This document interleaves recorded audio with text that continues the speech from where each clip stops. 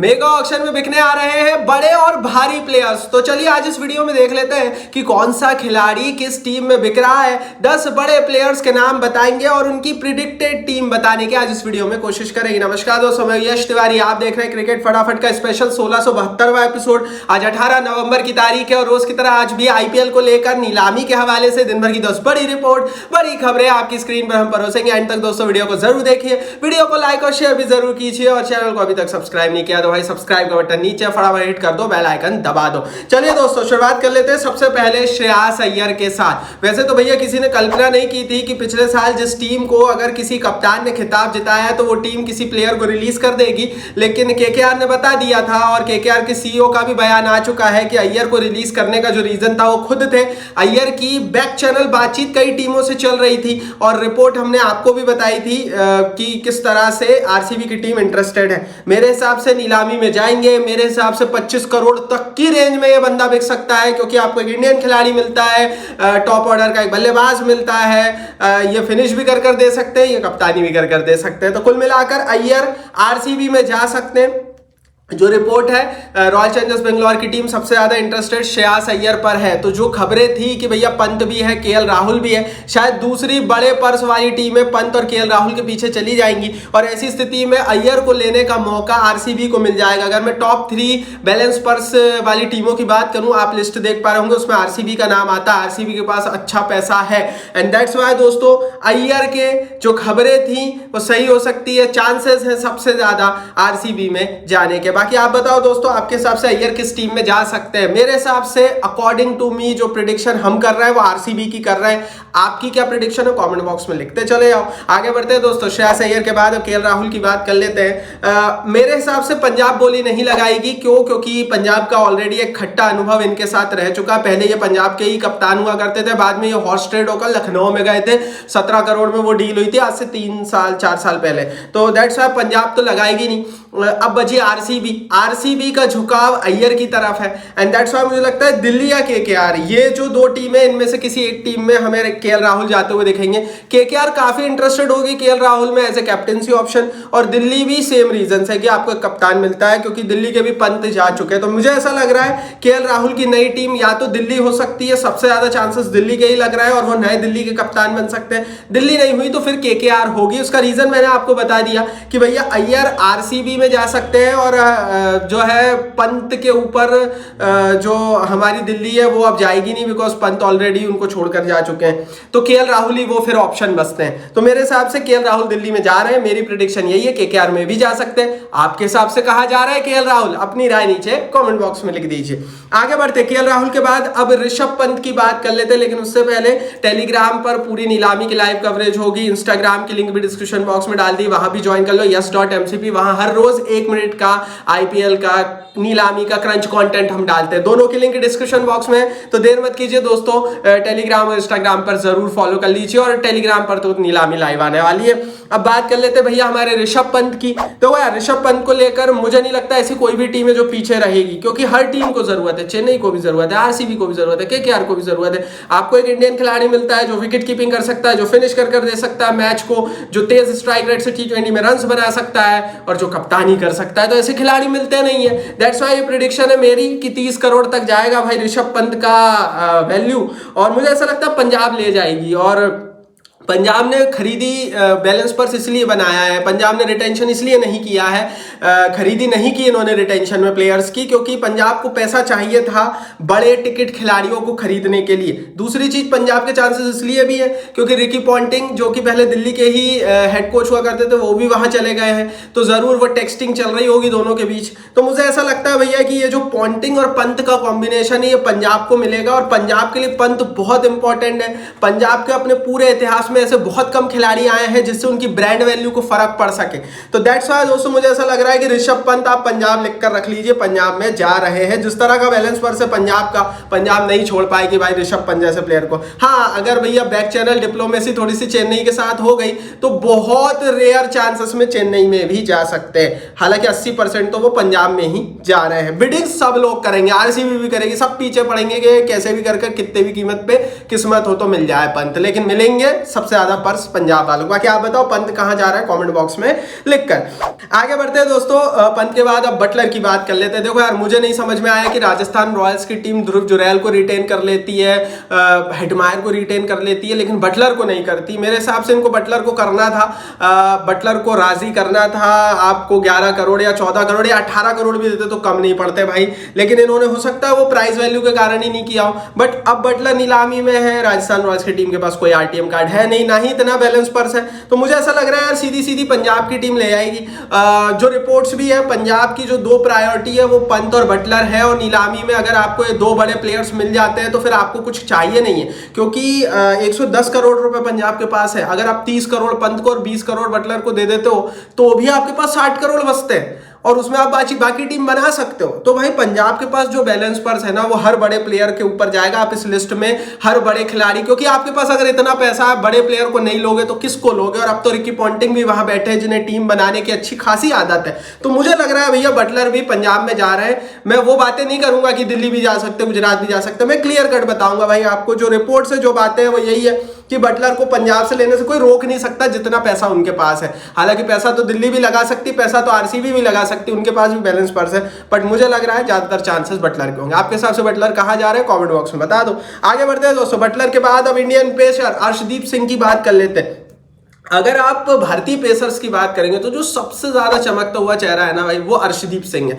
बेशक मोहम्मद शमी भी है, बेशक सिराज भी है, बेशक तो हर्षल पटेल, टी नटराजन, भुवनेश्वर कुमार भी आ रहे हैं, लेकिन टीमें देखेंगी अपना भविष्य, और वो भविष्य भारत को भी, बीसीसीआई को भी दिखता है अर्शदीप सिंह में, और टीमों को भी दिखेगा।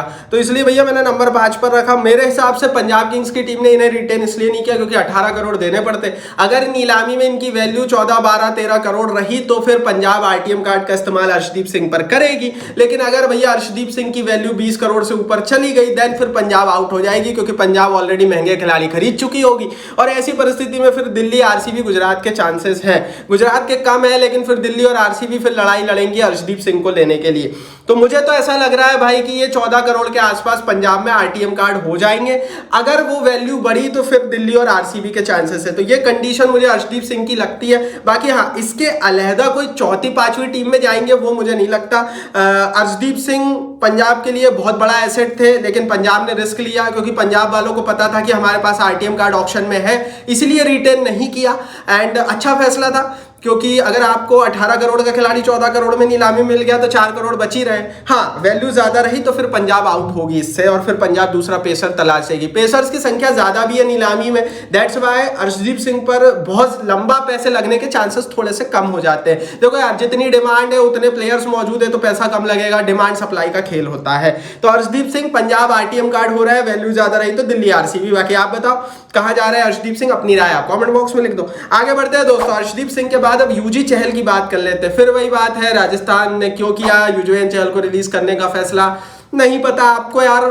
इतना बड़ा स्पिनर आपको मिलता नहीं है, और सबसे बड़ी चीज, फायदे की चीज यूजी चहल के लिए यह है इस ऑक्शन में कि ज्यादा स्पिनर्स है नहीं। ले देकर वो गिनती के 5-6 स्पिनर्स है जिनके पीछे टीमों को पैसा लगाना है, और उनमें सबसे बड़ा नाम यूजी चहल है। मेरे हिसाब से आरसीबी में जा रहा है। मैं लिखकर ये चीज दे सकता हूं, मैं लिखकर क्या वीडियो बना रहा हूं, क्यों भाई, क्योंकि देखो दूसरे नंबर पर जिसके पास सबसे बड़ा बैलेंस पर्स है वो आरसीबी की टीम है। आरसीबी की टीम अपने पिछले 5 साल के इतिहास में जो सबसे ज्यादा परेशान हुई है वो स्पिनर की कमी से हुई है। पिछले साल तो इन्होंने मयंक डागर और करण शर्मा तक को कमान दे दी थी कि भैया स्पिन संभालो। तो यार अगर यूजी चहल को इन्होंने जो रिलीज करने का फैसला था बहुत गलत था। अब मौका है इनके पास, बैलेंस पर्स इनके पास है। मेरे हिसाब से आरसीबी प्राइमरी चॉइस रहेगी जो कि यूजी चहल को ले पाएगी। हाँ, अगर पंजाब ने कोशिश करी तो पंजाब भी लड़ाई लड़ेगी, लेकिन अगर ऋषभ पंत, जॉस बटलर, अर्शदीप सिंह जैसे बड़े बड़े नाम पंजाब ले लेगी तो फिर ऐसी स्थिति में यूजी चहल के चांसेस इनके लेने के कम हो जाएंगे। क्योंकि जाहिर है अगर आप किसी एक खिलाड़ी या दो खिलाड़ी पर ही 30, 40, 50 करोड़ खर्च कर दोगे तो फिर चहल के ऊपर आप 15-20 करोड़ खर्च करने की कोशिश नहीं करोगे, एंड देन फिर चांसेस आरसीबी के बढ़ेंगे। तो मुझे लगता है अय्यर और चहल आरसीबी में जा रहे हैं, जिसमें दूसरा नाम यूजी चहल मुझे लग रहा है, क्योंकि यही वो तो आरसीबी भी भैया टॉप 3 में आती है अगर मैं बैलेंस पर्स की बात करूं तो।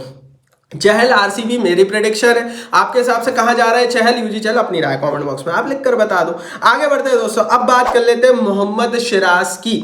आरसीबी की टीम के पास 6 रिटेंशन थे, आरसीबी ने 3 ही किए।